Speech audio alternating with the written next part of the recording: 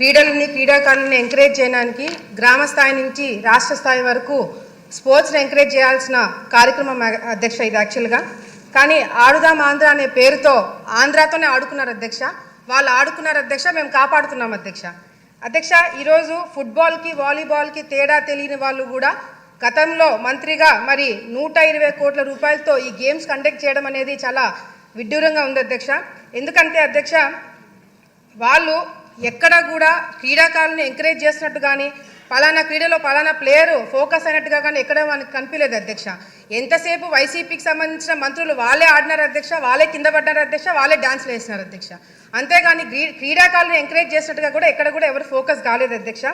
అధ్యక్ష, మిగతా స్కామ్లకి ఈ స్కామ్కి తేడా ఏంటంటే అధ్యక్ష, మిగతా స్కామ్లకి మనము ప్రజల్ని మోటివేట్ చేసి వాళ్ళని జరిగిన కార్యక్రమాలు వాళ్ళకి ప్రెస్ మీట్ల ద్వారానో ఇంకొక ప్రోగ్రాంల ద్వారా వాళ్ళకి చెప్పాల్సిన అవసరం ఉండింది అధ్యక్ష.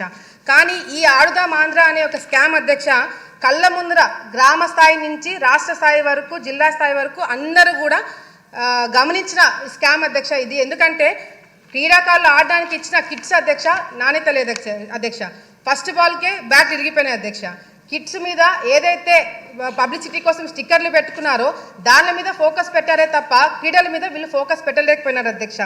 అంతేకాకుండా అధ్యక్ష, ఈ మెయిన్ కాన్సెప్ట్ వచ్చేసి సచివాలయం నుంచి గ్రామ స్థాయి నుంచి మండల స్థాయి నుంచి జిల్లా స్థాయి నుంచి రాష్ట్ర స్థాయి నుంచి గేమ్స్ కండక్ట్ చేసి ఆ గేమ్స్ ద్వారా వచ్చిన వాళ్ళకి food, transport, accommodation, kits, ground arrangements ఇవన్నీ కూడా చూసుకోవడానికి దాదాపుగా 120 కోట్ల రూపాయలు ఖర్చు పెట్టారు అధ్యక్ష. ఇందులో గేమ్స్ వచ్చేసి అధ్యక్ష kabaddi, kho kho, badminton, cricket, volleyball for men and women అధ్యక్ష.